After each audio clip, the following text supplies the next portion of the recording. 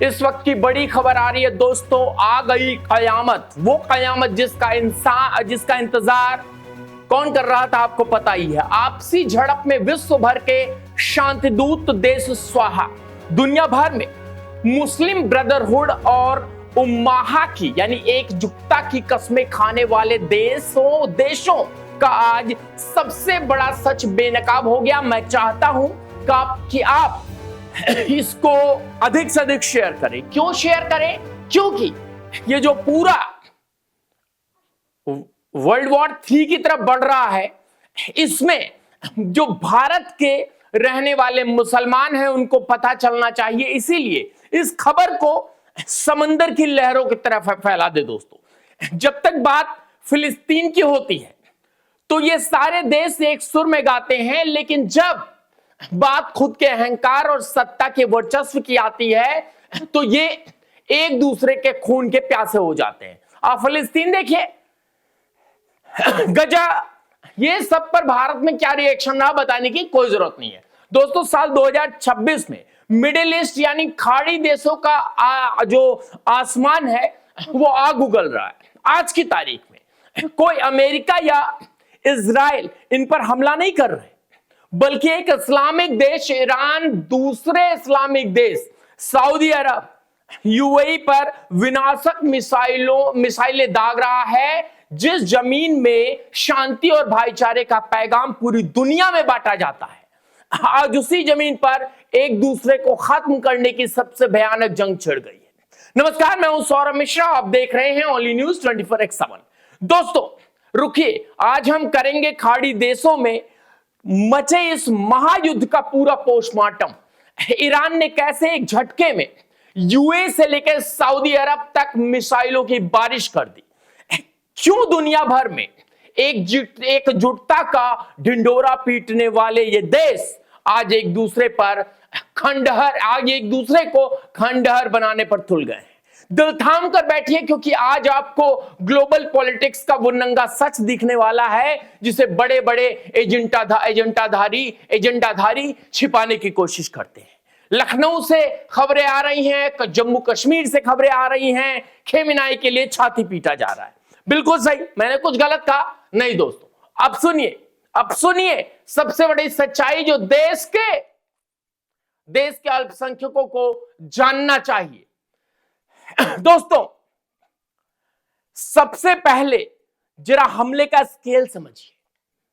ये एक छोटी मोटी सीमा की झड़प नहीं है, ये सीधे तौर पर तबाही का ब्लूप्रिंट है। ईरान ने सबसे बड़ा निशाना बनाया है मिडिल ईस्ट के फाइनेंशियल हब यानी संयुक्त अरब अमीरात यूएई को। अबू धाबी के आसमान में जो शांतिपूर्णता मिसाइल देखी गई है, मैं कह रहा हूं शांतिपूर्णता, ये लोग शांति दूत है ना। तो जो शहर कल तक दुनिया भर के रईसों का ठिकाना था, आज वहां खौफ का साया है। और दूसरी तरफ इस्लामिक दुनिया का स्वघोषित लीडर सऊदी अरब, ईरान ने सीधे चुनौती देते हुए रियाद और सऊदी के पूर्वी तेल क्षेत्र हैं उस पर मिसाइलें दागने की बात कबूल की है। अब जरा सोचिए, ये वही देश है जो दुनिया के मंचों पर बैठकर धर्म के नाम पर एक होने की बात करते हैं, लेकिन आज जो वर्चस्व की बात आई कि मिडिल ईस्ट का असली बॉस कौन, शिया या सुन्नी, तो ये अपने ही पड़ोसी मुल्कों के बैलिस्टिक मिसाइलों की बारिश करने लग गए। अपने ही मुल्कों में बैलिस्टिक मिसाइलों की बारिश कर रहे हैं दोस्तों। अमेरिका ने तो ईरान को तबाह कर दिया, इसमें कोई डाउट नहीं है 1%। इस समय जो ईरान की तरफ से बयानबाजी आ रही है वो सिर्फ इसलिए है क्योंकि उनकी इंटरनल पॉलिटिक्स डैमेज ना हो। आज सिर्फ सऊदी और यूएई तक सीमित नहीं है। ईरान के इस मिसाइल अटैक ने पूरे अरब पेनिसुला, जी हां दोस्तों, अरब पेनिसुला को वार जोन बना दिया है। बहरीन, यहां तो हद ही पार हो गई। बहरीन में अमेरिका का 5वां बेड़ा तैनात है, जिसको फिफ्थ फ्लीट कहते हैं। ईरान की मिसाइलें सीधे इस बेस के पास आकर गिरी हैं। ये सिर्फ बहरीन पर नहीं, अमेरिका को सीधी चुनौती है। कतर की बात करते हैं दोस्तों। कतर जो हमेशा बीच का रास्ता निकालता था, आज उसका एयर स्पेस यानी हवाई सीमा भी सुरक्षित नहीं है। कतर के आसमान में मिसाइलें गुजरी हैं और उनके मलबे कतर की जमीन पर गिरे हैं। कुवैत, कुवैत जैसे शांत देश की हवाई सीमा को चीरते हुए ईरान की मिसाइलें पार हुई हैं। समझ रहे दोस्तों, ये सारे देश ऑर्गेनाइजेशन ऑफ इस्लामिक कोऑपरेशन के सदस्य हैं, ओआईसी के सदस्य हैं सारे देश। ये भारत को कश्मीर पर ज्ञान देते हैं, ये दुनिया भर को माइनॉरिटी राइट्स का ज्ञान देते हैं। लेकिन आज इनका कोई आईओसी काम नहीं आ रहा। आज इनकी सारी दौलत, सारा तेल और सारा भाईजान भाईचारा इन मिसाइलों के धुएं में उड़ गया है दोस्तों। इन मिसाइलों के धुएं में उड़ गया है।